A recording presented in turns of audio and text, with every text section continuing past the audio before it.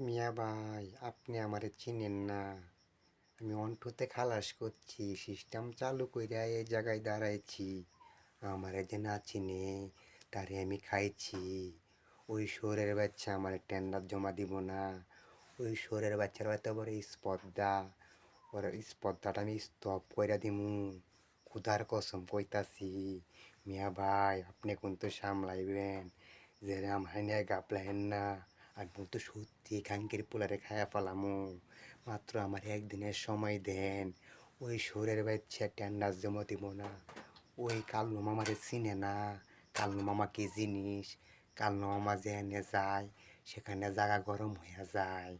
ওই শোরের বাচ্চা এত বড় স্পর্ধা কেমনি হইল মিয়া ভাই? আপনি থা সত্ত্বেও আমার কোনো সেলুট নাই কিয়া। আমি কোনো কাজে গিয়ে অনেক সফলতা পাইতাছি না। কি জন্য?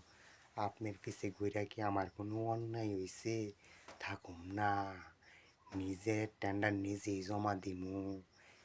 আপনি আপনি জায়গায় বসে থাকেন, আমার কাম আমি করতাছি।